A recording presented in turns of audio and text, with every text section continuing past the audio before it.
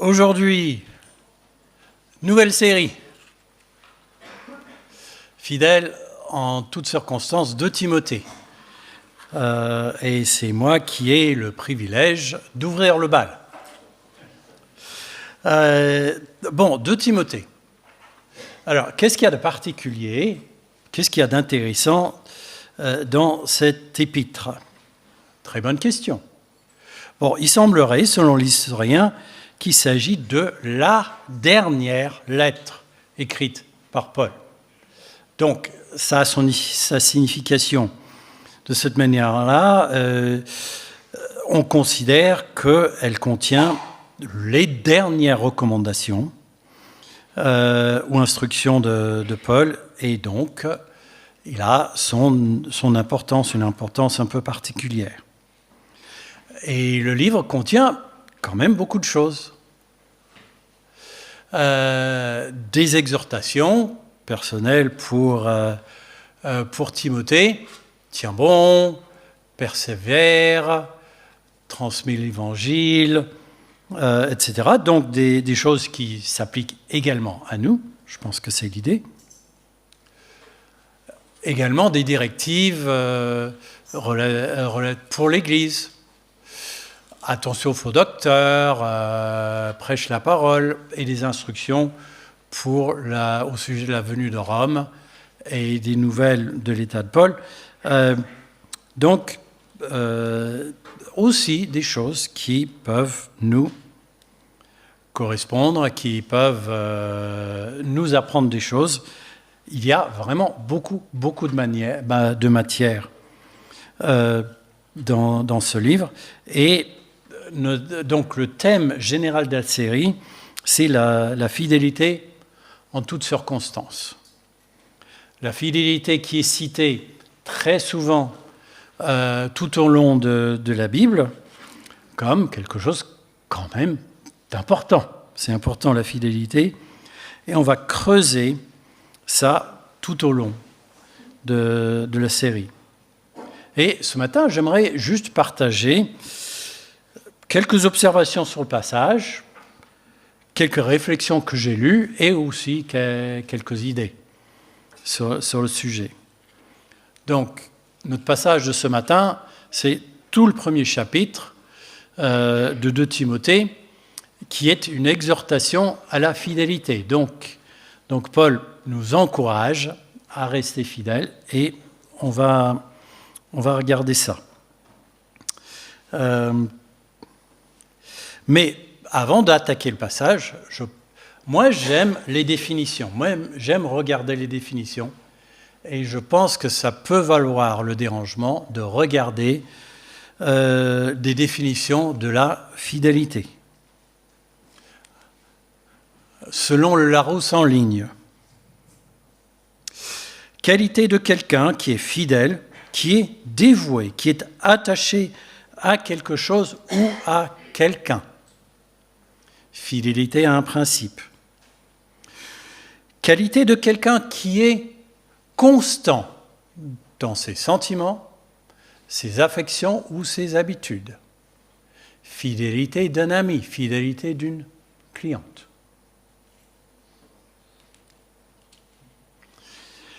Qualité de ce qui est conforme à l'exactitude, à la vérité. Et qualité de quelqu'un qui se conforme à cela.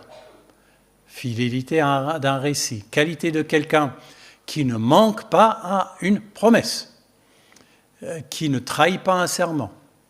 Fidélité à la parole donnée. Et qualité de quelque chose qui n'est pas altéré au cours du temps. Il y a beaucoup de choses intéressantes là. Alors pour moi, ce qui ressort le plus, et d'ailleurs je pense que c'est un très bon synonyme de la fidélité, c'est la constance. Être constant pour les bonnes choses, les choses importantes, être constant pour notre attachement à Dieu et à la vérité de sa parole. D'ailleurs, la constance, c'est un attribut de Dieu, n'est-ce pas ? Dieu est le même hier, aujourd'hui et pour toujours. C'est peut-être pour ça que Dieu nous demande à nous d'être fidèles, parce que lui est fidèle. Ok, donc, commençons à regarder le passage. Paul, apôtre de Jésus-Christ, par la volonté de Dieu, chargé d'annoncer la vie promise par Dieu et accessible dans l'union avec Jésus-Christ, salue Timothée, son cher enfant. Que Dieu le Père et Jésus-Christ notre Seigneur t'accordent grâce, compassion et paix. Je suis reconnaissant envers Dieu que je sers avec une conscience pure, à l'exemple de mes ancêtres, lorsque continuellement, nuit et jour, je fais mention de toi dans mes prières. Je me rappelle tes larmes, et j'éprouve un vif désir de te revoir afin d'être rempli de joie. Je garde le souvenir de ta foi sincère, cette foi qui se trouvait chez ta grand-mère Loïs et ta mère Eunice. À présent, elle habite aussi en toi. J'en suis pleinement convaincu. C'est pourquoi je te le rappelle. Ravive le don que Dieu t'a fait dans sa grâce lorsque je t'ai imposé les mains. Paul dit à Timothée de raviver le don qu'il a reçu. Je pense qu'on peut entendre la foi. Qu'il a appris d'ailleurs de sa grand-mère et de sa mère. Ok ? Alors, le mot « raviver », c'est intéressant. Il y a une autre version qui parle de « souffler sur la flamme de ta foi ». Donc, Paul utilise comme illustration un feu qu'on veut entretenir et même faire grandir. Alors, entretenir un feu, j'en sais quelque chose. Chez nous, nous chauffons au bois, et en saison, on fait du feu tous les jours. Et je sais que régulièrement, il faut pousser, bouger les braises, bouger les bûches. D'ailleurs, ma femme me reproche des fois d'intervenir un petit peu trop. Mais, chose intéressante aussi, on a des grilles d'aération qu'on peut ouvrir, qui fait un appel d'air, et en fait, ça revient à souffler sur le feu. C'est comme si je soufflais sur le feu, mais c'est plus fort. Donc, illustration intéressante. La foi s'entretient. Si elle est laissée à elle-même, elle peut se refroidir et se réduire au lieu de grandir. Il peut être question juste de faire des petits réglages, des petits changements ici et là pour que le feu de notre foi continue. Alors, chose intéressante, Paul ne dit pas ici il n'insinue pas que Timothée avait tiédi. Il lui dit tout simplement, tu as besoin quand même de t'occuper de ton feu. Et ce qui est intéressant aussi, ce que je relève là, c'est que Paul ne dit pas vraiment de faire quelque chose. Il rappelle à Timothée une vérité. Il a un esprit non lâche, mais fort. Attention, il ne dit pas non plus à Timothée, essaye d'être fort. Il dit, tu es fort, aimant et réfléchi. Et ça me rappelle d'ailleurs un autre passage qu'on a pu regarder ensemble lors d'une prédication, Jean 15, et notamment au verset 4, un extrait « Demeurez en moi et je demeurerai en vous ». Et je pense que c'est un petit peu cette même chose que Paul évoque ici. Il faut demeurer, rester attaché à Jésus. Et parfois, demeurer, même si le verbe semble passif, en fait, parfois ça demande des efforts et de la force. Imaginez que vous êtes à un arrêt de bus, perché, exposé tout en haut d'une colline, un jour où il fait un grand vent. Des fois, on est obligé de s'agripper, par exemple sur l'arrêt de bus, pour ne pas être emporté par le vent. Donc, on doit s'agripper et être fort pour rester en place, pour demeurer. Et dans le passage de Jean, on avait vu l'illustration du cep et des sarments. Le fait qu'il est essentiel de soigner notre connexion avec Dieu, notre relation avec lui. Et je pense que c'est aussi un peu ça que Paul est en train de dire ici. Il nous dit de nous rappeler la vérité que nous sommes animés par un esprit qui nous rend forts, aimants et réfléchis. Mais si nous nous rappelons l'esprit qui est en nous, c'est en fait que nous dépendons de lui. Nous décidons de dépendre de lui. Nous tirons notre force en lui.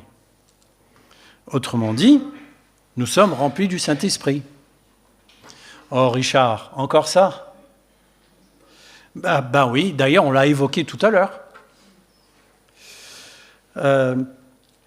Si nous vivons sous l'influence de l'esprit, justement, voici ce qui arrive. Dieu nous a donné un esprit qui, loin de faire de nous des lâches, nous rend forts, aimants et réfléchis. Alors, pourquoi Paul pointe cette idée spécifiquement de courage ? Pourquoi ça exactement ? Bon, certains experts bibliques estiment que Timothée était vraisemblablement très timide. Alors, comprenez-moi, je ne dis pas que c'est mauvais d'être réservé, d'être timide, ça fait partie de la personnalité. Mais il y a des situations, il y a des contextes où ça peut être un inconvénient. Et parfois, Dieu nous demande de surmonter certaines choses, de surmonter notamment des tendances naturelles. Et je pense que c'est le cas pour Timothée. Mais je répète que Paul ne lui dit pas d'essayer d'être courageux. Il lui rappelle simplement que Dieu lui a donné un esprit qui donne courage.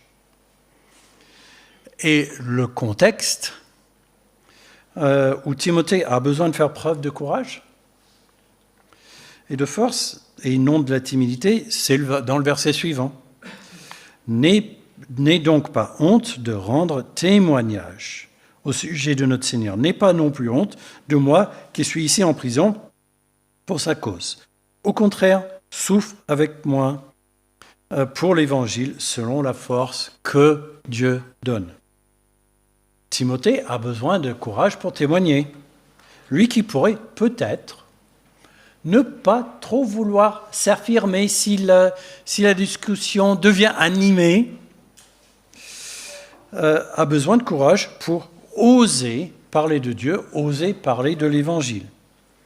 Alors, entendons-nous, je ne pense pas que Paul soit en train de dire à Timothée de changer complètement de personnalité, de devenir agressif et de chercher à clouer le bec à toutes les personnes qui ne seraient pas exactement de son avis. Je ne pense pas que ce soit ça.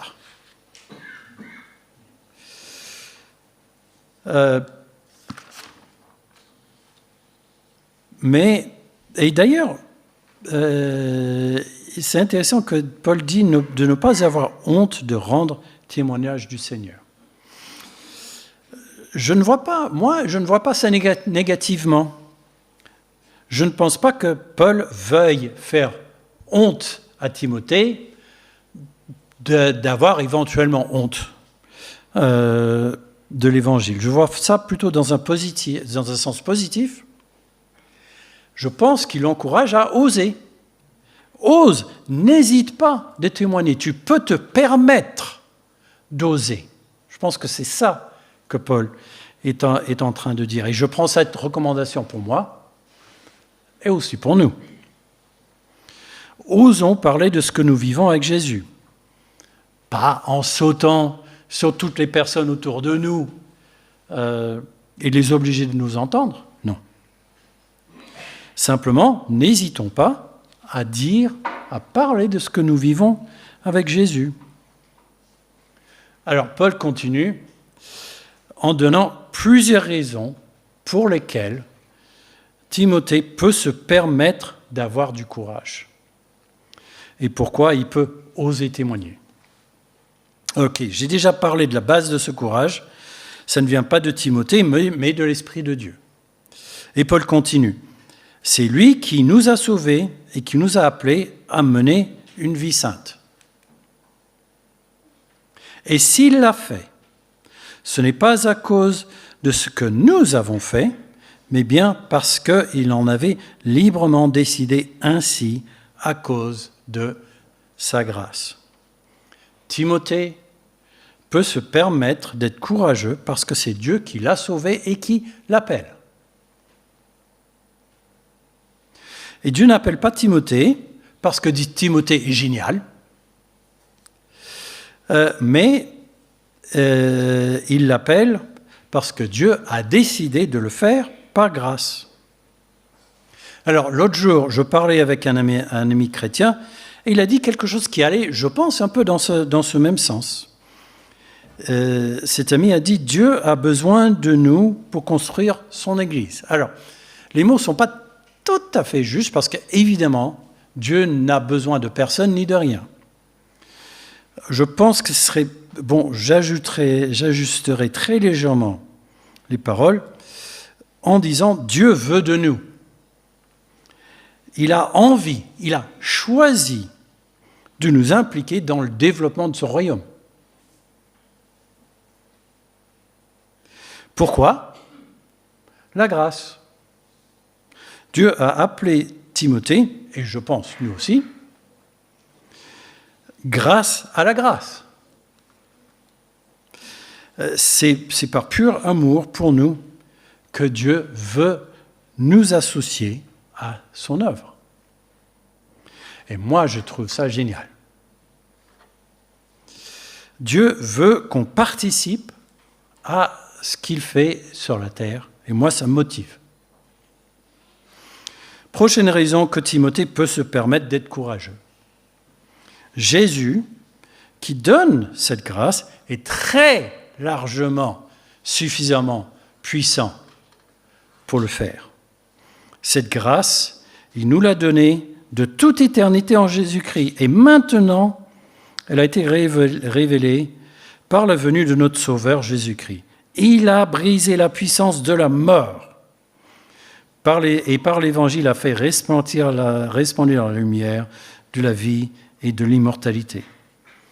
Dieu nous appelle par grâce. Et cette grâce nous donne le courage et la puissance. Mais c'est logique. La grâce est fournie par Jésus, qui a brisé le pouvoir de la mort. Donc Jésus est complètement capable de nous donner courage, parce qu'il a été suffisamment fort pour vaincre la mort. Et moi, ça m'aide à m'en rappeler. Alors, Paul continue en se donnant comme exemple. C'est pour annoncer cet évangile que j'ai été établi prédicateur, apôtre et enseignant. C'est aussi la raison de mes souffrances présentes. Paul montre qu'il est qualifié pour donner des instructions à Timothée. Mais bon, il ne se vante pas un petit peu, là? Oui et non. Il énumère ses qualifications, ça c'est clair. Mais ce n'est pas lui qui s'est établi apôtre. Il ne s'est pas appelé lui tout seul. C'est Dieu qui l'a appelé, c'est Dieu qui l'a nommé apôtre. Et il mentionne presque au passage qu'il souffre pour l'Évangile. Ça nous rappelle parfois que rester fidèle à Dieu, à notre foi, nous occasionnera ici et là des choses désagréables et peut-être des souffrances. Alors attention, n'ayons pas le complexe du martyr. Tout dans la vie chrétienne n'est pas douleur et souffrance. Mais n'oublions pas que ça nous arrivera au moins de temps en temps. Et Paul continue avec un « mais » où il donne sa grande raison d'être courageux. Mais je n'en ai pas honte, car je sais en qui j'ai mis ma confiance. D'ailleurs, il y a un chant avec ça comme parole, n'est-ce pas? Alors, c'est tellement évident qu'il tire son courage de Jésus qu'il dit même pas qui c'est, il dit même pas, il dit je sais en qui, il précise même pas Jésus, il n'y a pas besoin, c'est une évidence. Et c'est logique qu'il continue en disant qu'il a la ferme conviction que Jésus est suffisamment puissant pour tout garder jusqu'au dernier jour. Et puis Paul conclut son enseignement à Timothée en lui disant de prendre pour modèle ses enseignements, de les mettre en application avec foi et amour, lesquels y trouvent-vous ? En Jésus, évidemment. Alors, il lui donne comme dernière instruction de garder intact par la puissance du Saint-Esprit, encore une fois, le bien précieux qui lui a été confié. Alors, on peut comprendre par ce bien précieux le courage dont il a été question en début de chapitre, mais je pense qu'on peut aussi comprendre la foi, notre foi en général. À nous de suivre le même modèle. Mais comment ? Par la puissance du Saint-Esprit.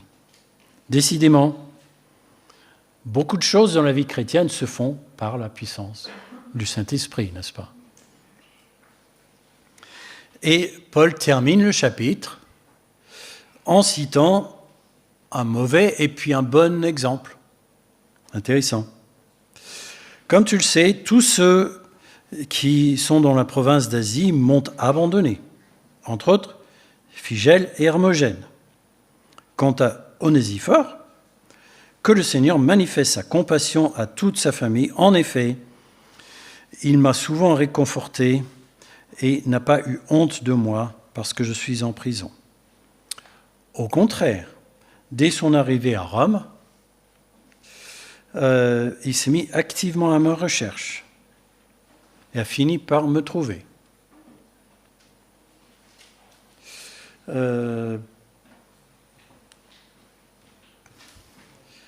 Et que le Seigneur lui donne d'avoir part à la compassion du Seigneur au jour du jugement. Je sais aussi, mieux que personne, combien de services il m'a rendu à Éphèse. Alors, le mauvais exemple, c'est tous ceux dans la province d'Asie qui l'ont abandonné, dont Phygèle et Hermogène. Bon. Abandonner, c'est intéressant. C'est pas le contraire de être fidèle, de rester fidèle. C'est intéressant, cette distinction.